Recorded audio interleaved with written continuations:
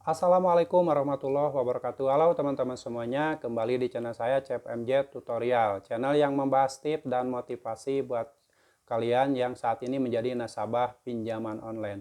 Dan sebelum saya bahas di tema di hari ini, sebelumnya saya ucapkan terima kasih buat teman-teman semuanya yang sudah mengklik video ini, yang sudah support channel ini. Semoga kalian diberi keberkahan, diberi kesehatan, dan diberi kemudahan dalam segala sesuatunya oleh Allah Subhanahu wa Ta'ala. Amin ya Allah ya Rabbal Alamin. Oke, di video kali ini saya akan bahas masalah ada yang bertanya ke saya, Bang, kalau misalkan gagal bayar di pinjaman online aman nggak? Seperti itu ya. Oke, langsung kita bahas saja tanpa basa-basi, tanpa panjang lebar.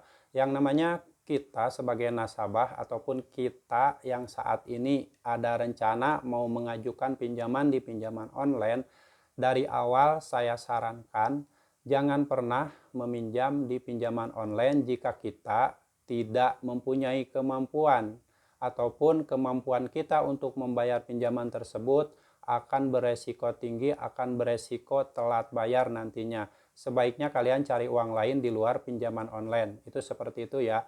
Nah, buat kalian yang saat ini sudah terlanjur, sudah jatuh tempo, sudah telat bayar, bahkan gagal bayar, apabila kalian misalkan meminjam di satu aplikasi dan kalian baru pertama kali menjadi nasabah pinjaman online dan merasa ketakutan dengan hal-hal yang mungkin timbul nantinya karena mungkin melihat kabar pemberitaan dimanapun di medsos atau dimanapun mendengar bahwa jika misalkan kita telat bayar atau gagal bayar itu akan diteror, akan diintimidasi dan sebagainya.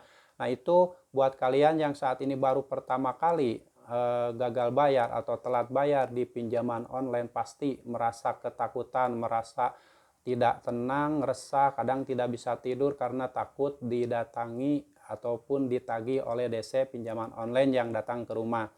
Nah, jika kita berpikir atau berbicara masalah apakah aman jika kita menjadi nasabah pinjaman online. Nah, pinjaman online itu kan banyak, mau legal atau ilegal. Kalau misalkan kita berbicara masalah aman atau tidak, yang namanya orang punya hutang pasti ditagih, pastilah tidak aman. Nah, kalau misalkan kita pengen aman, ya kita harus punya uang untuk membayar. Jadi kan aman, tidak akan ada yang nagih. Nah, mengenai berbicara masalah pinjaman online, pastilah dalam misalkan waktu 1 hari atau pas jatuh tempo saja pasti sudah banyak telepon, sudah banyak chat WA yang menagih kapan mau bayar. Seperti itu tuh.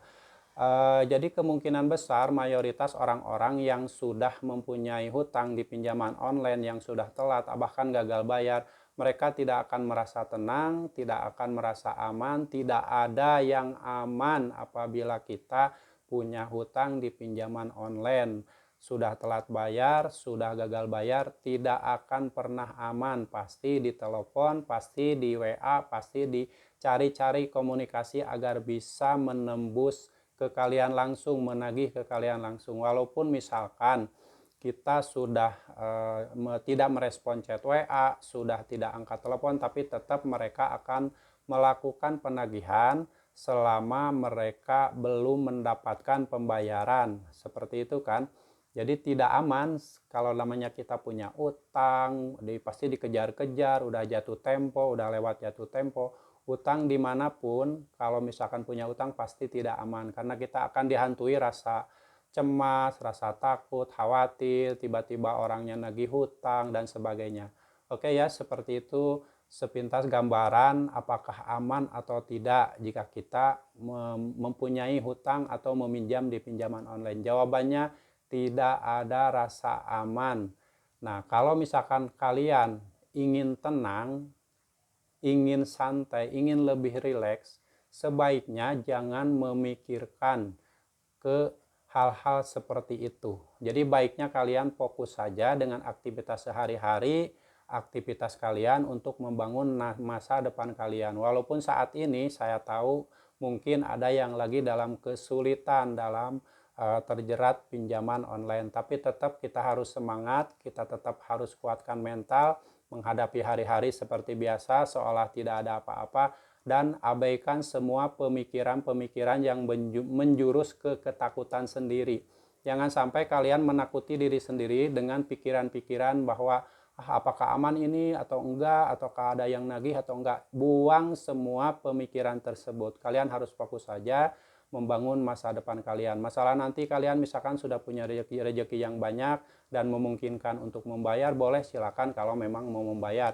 Kalau misalkan tidak mampu lagi, apalagi misalkan untuk makan saja susah, untuk kebutuhan sehari-hari juga istilahnya sangat susah sekali, sebaiknya sudahlah, jangan mikirin harus membayar hutang dulu. Stop dulu bayar hutang, stop dulu pikiran-pikiran aneh yang sekiranya menakutkan diri kalian sendiri.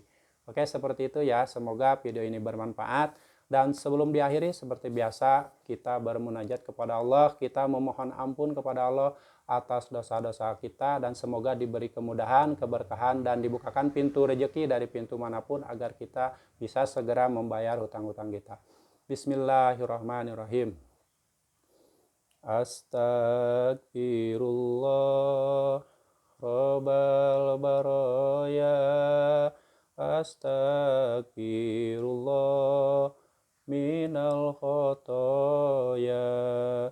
Astagfirullah Rabbal baraya. Astagfirullah minal khotoya.